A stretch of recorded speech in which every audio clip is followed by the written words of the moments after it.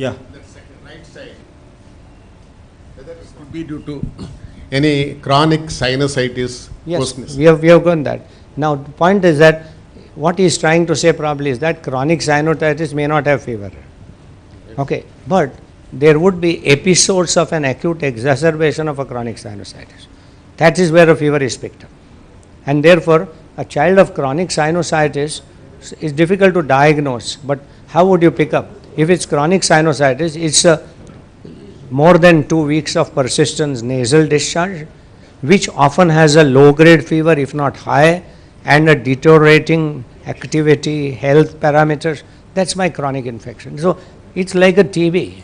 And I recall occasionally a child dubbed as TB because of chronicity, but has a chronic sinusitis. So chronic sinusitis is like our TB. Mild illness, lingering for a long time, but telling you that he is not well, but you don't pick up where he is not well. Most of these children have an adenoid, so they have an adenoid facies, they have an open mouth, and therefore there is a clue to that. But yes, point is right that the post-nasal discharge, yes. So there will be clues to a post-chronic sinusitis. Foreign body as the cause of persistent nasal. Foreign body. Yes. Foreign body, see what happens if foreign body lies down some corner, we can't pick it up, then you can have a repeated cough episodes. Yes, but then the history, you ask them, tell me when it started. When you keep on asking in detail, most of the mothers would come and say, now that you are asking me this question, I remember we were in a restaurant and we were eating, till then he was all right, and suddenly he started coughing. Oh, what was he eating? Oh, he was having fish. Oh, it must be a fish bone. Sudden onset of cough. Okay, but when the cough goes on for a month, nobody has asked this mother, how did it start on day one? That's important, yeah? The nostril is as a cause of persistent nasal discharge. Oh yes, foreign body in the ear, for example, is a cause of chronic cough, because it irritates the drum and secondarily cause cough. But yes, when we are discussing chronic cough, we will not expect foreign body in the ear mostly, but once in life, yes. Okay. But mostly the respiratory tract, you are right. And the nostril foreign body usually will be unilateral nasal discharge. Yeah. So that will be a clue. Yeah. When it's a foreign body in the nostril, Yeah. that small point that it's a unilateral nasal discharge, that will be the Normally in cold you don't ask unilateral or bilateral. It's foolish. He said what you are talking. But if the things are not going the way you expect, then even you might ask that. That oh cold, yes. Because I recall a child who had a cribriform plate fracture after a head injury, and he was dripping CSF from one nostril. Yeah. But that is all rare. Okay. Mostly cold is both nostrils, right? So we need not worry about it, yeah. Okay. Now this is a graph which tells us how clinically wheezing patterns differ. So you have three categories. We'll have children or babies who wheeze or who start wheezing very early in life. Then they peak at roughly say about 2 years, and then the frequency of wheezing episodes starts going down. These are transient early wheezers, and one common clinical category is prematures or infants with say hyaline membrane disease or some neonatal intervention. So they have immature airways, because of which they are more susceptible to wheezing. They start early, peak early, and by 3 years of age, as their airways increase in size, their wheezing episodes go down. As against this, we have a second group who start peaking around 2-3 years of age as they enter play school or nursery, come in contact with other children. These wheezing episodes are triggered by viral infections, and when the incidence of viral infections goes down, their episodes of wheezing goes down. And the third group, which is the true asthma, they could start any time depending on the strength of the family history or the strength of atopy, but their incidence will go on increasing. They will continue to wheeze beyond a certain age, and they would be the true asthma. Now the point is that when a patient comes to you and me at one point in time, So suppose a child, 2-year-old child has come with history of wheezing episodes at this point. That 2-year-old child could be on this graph, or this graph. So how do we differentiate? So we need to ask one, this history, that was there any problem at birth? Was there a reason for immature airways? Second, what is the trend of these episodes? Is it getting worse? Is it getting better? And if we don't have an answer to that, a trend from now on. So suppose this is our point. From this point onward, next 6 months or 1 year, what is the trend? And that will give us a clue. Yeah, so I think the point is, in the first year or even two, a diagnosis of asthma is not easy. Well, there could be a diagnosis of asthma even in a strong situation of circumstantial evidence, but generally, yes. So if you have a transient wheezer there, a Valerie there, and an asthma there, all of them are there in the first 1 or 2 years, it's not wrong at all to wait and see how the trend is and then only decide about inhaled steroids, etc., not in a hurry. Even a Valerie does not need inhaled steroid, though some literature now comes up to say that it may be worth trying even in a Valerie, but that's a debatable issue. Asthma, you must treat with inhaled steroids if it is a persistent asthma. So I think point that we want to make is in a respiratory tract, this is today very, very common. We have already decided airway is cough, and we have decided it's non-febrile, so hyperreactive airway, and 3 types of hyperreactive airway. That's what we are trying to show, right? Yeah. Talking about asthma and family and hereditary, what's the difference between hereditary and environmental? If the baby resembles the father, it's hereditary. If it resembles the neighbor, it's environmental. Yeah. Yeah, but don't take it seriously because it might mean many other things. So, yeah, what's the neighbor doing? So, no, so, yeah. So now we'll just revise that before we talk about the cases, right? So what do you want in pneumonia? Chest retraction, yes or no? Chest retraction in pneumonia? Which type? Intercostal. Sound in pneumonia? Grunt. Fever in pneumonia? 3+. Cough in pneumonia? Less. Chest signs? Localized. Excellent. Okay, excellent. What about asthma? Retractions? Where? Subcostal. Sound? Wheeze. Fever? No. Cough? 3+. Chest signs? Wheezing and rhonchi. Bronchiolitis. Chest retractions? Bronchiolitis, mild or no retractions. Sound? No. Fever? Plus minus or mild fever. Cough? Mild. Chest signs? Hyperinflation may be there. Okay. What about croup? Chest retraction? Suprasternal. Sound? Stridor. Very good. Fever? Plus minus low grade. Cough? Hacking, dry cough. And chest signs? None. Acidosis? Silent tachypnea. So nothing. Okay. And what about muscle paralysis? For example, if child has a GBS or a polio and respiratory muscles are paralyzed, the child would exactly have a respiratory distress. How will we find that out? Silent bradypnea. Yeah, but bradypnea will be late. Before that, paradoxical is also So late. what sound? What sound? Weak, What? Cry. weak cry. Weak cry. Yeah, weak cry. So hypophonia or aphonia, right? So low voice or weak cry. Every other respiratory distress child is crying or making noise. So noiseless respiratory distress is a paralyzed child. Okay. So I think all this we did so that now we have revised anatomy of cough, respiratory distress, everything. And we have checked about fever, cough and breathlessness as 3 symptoms and few signs, in which retraction is an important sign. And we will make out easily now where we are on that. Now So let's now take we a have case scenario. 7-8 case scenarios on cough.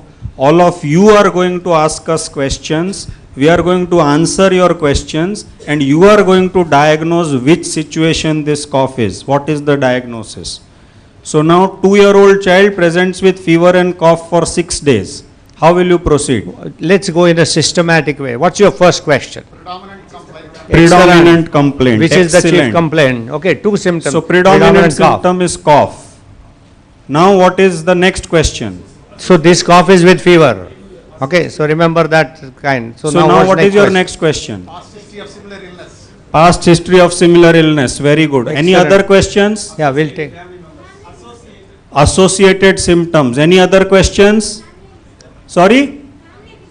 Family history. Excellent. So now let's give you this information. Sequence of symptoms. Multiple symptoms, ask for sequence.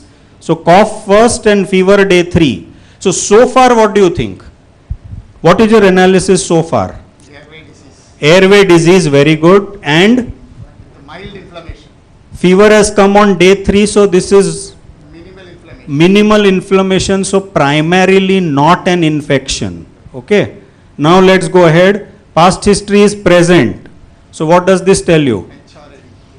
Past history cough present is very highly sensitive and specific for hyperreactive airway disease.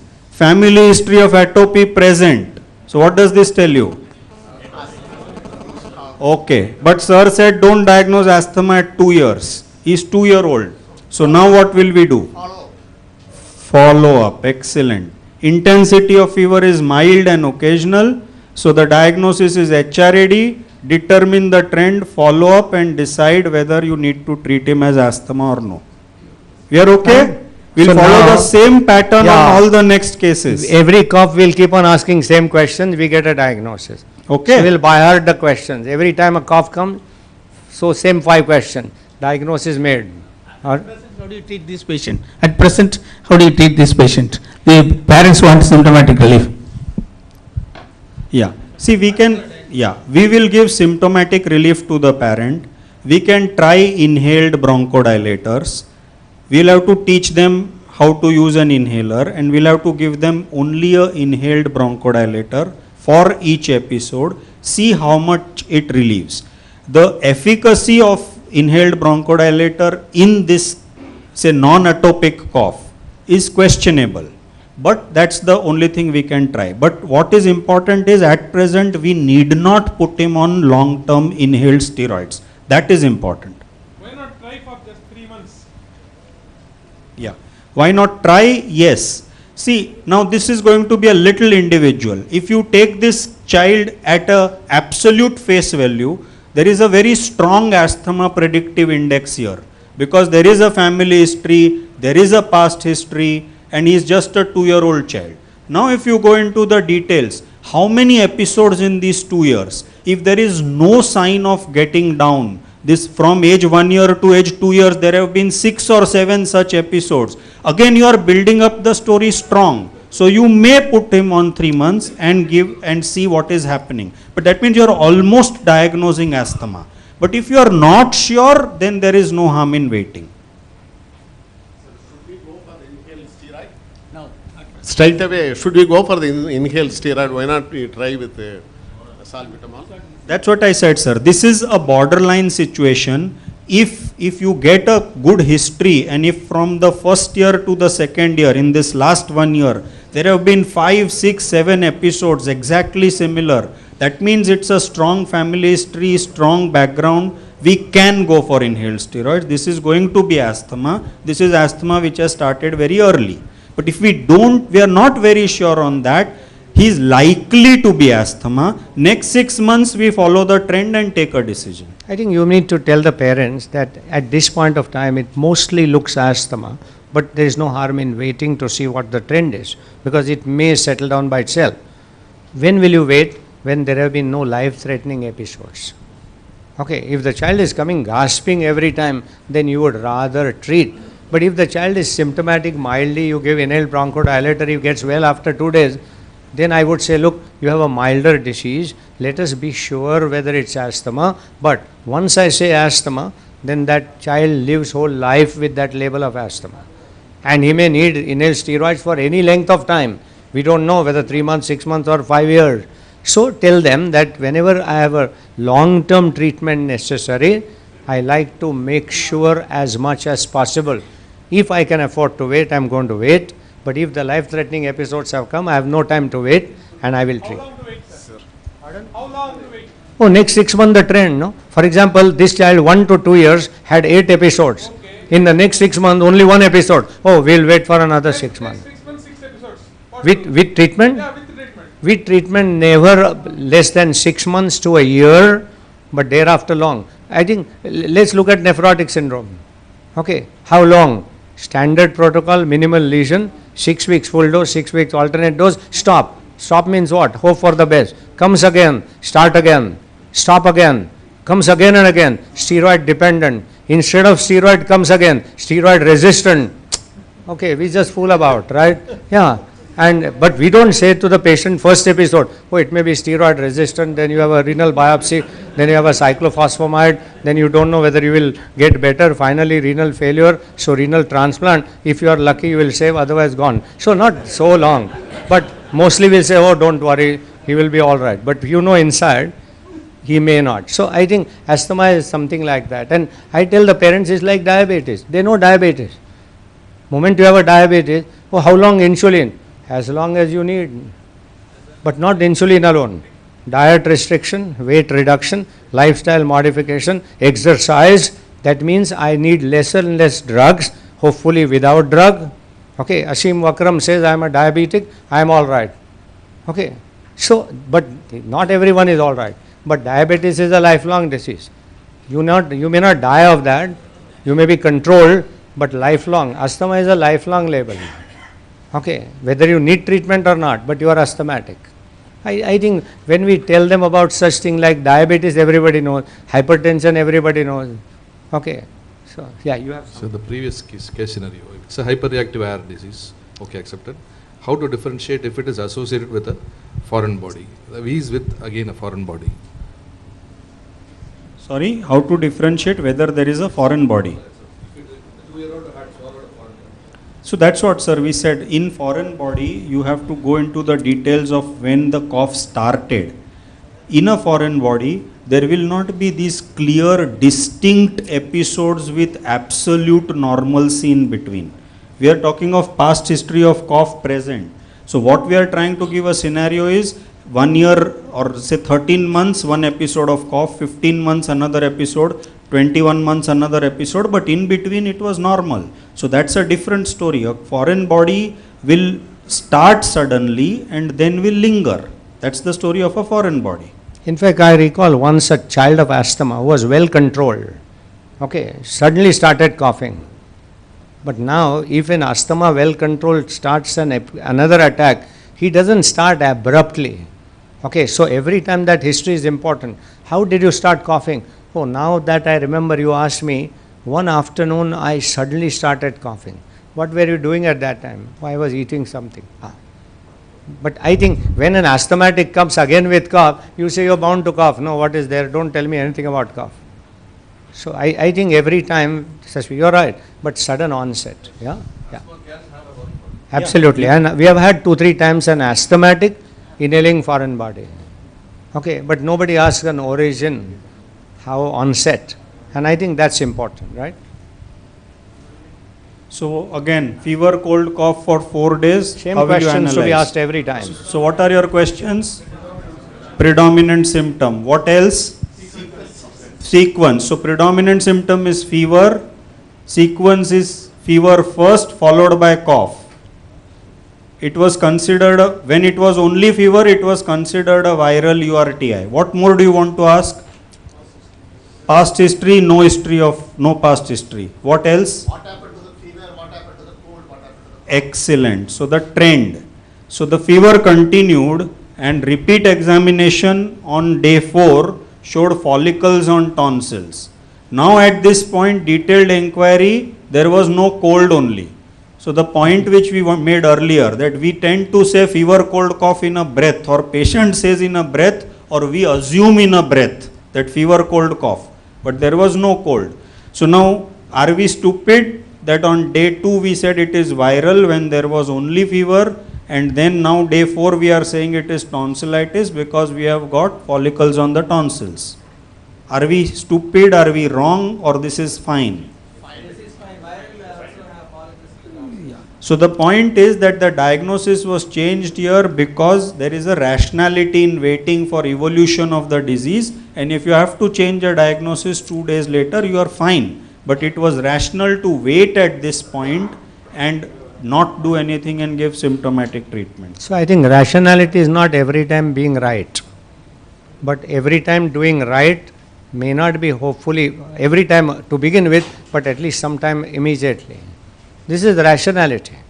If this child was put on antibiotic, he would have done even a day or two better earlier, but that would have been irrationality.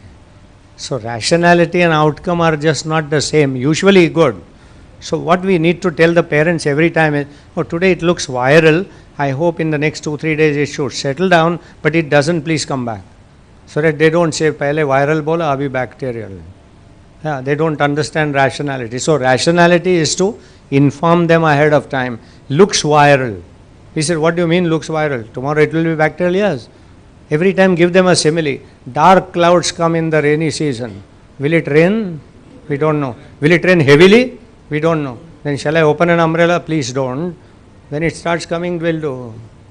Okay, yeah. They say, yeah, that is right. Same way. Viral infection today, wait and watch.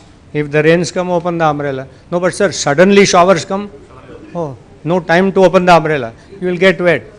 Okay, then if I get cold, oh, cold gets well by itself. So, there is no risk of doing. So, what we had said, no risk of waiting.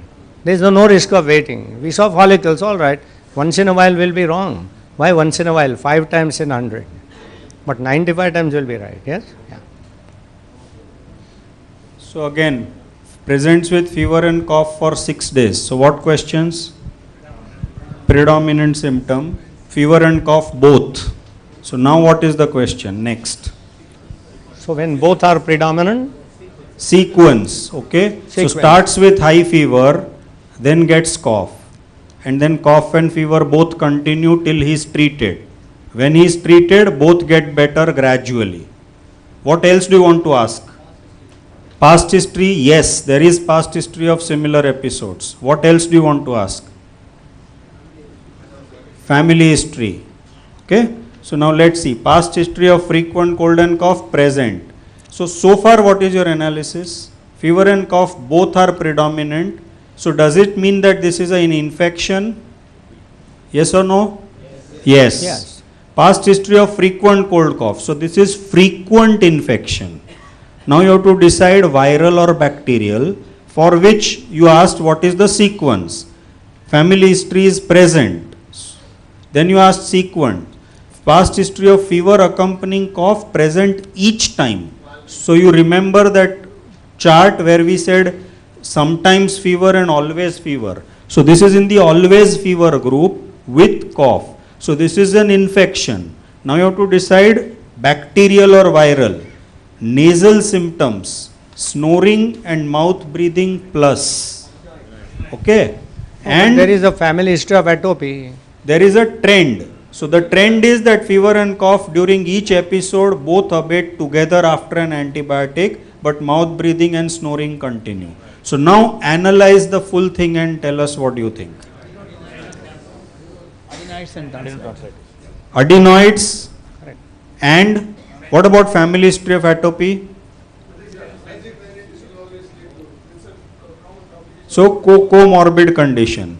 So there is a family history of allergy. He does have a bacterial bacterial infection. So recurrent bacterial infection on an underlying cause of adenoid with a family history of allergy.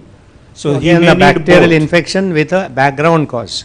Background cause is an allergic rhinosinusitis, adenoid, sinus, repeated infection. So you treat with antibiotics, but thereafter you treat the allergic rhinosinusitis. So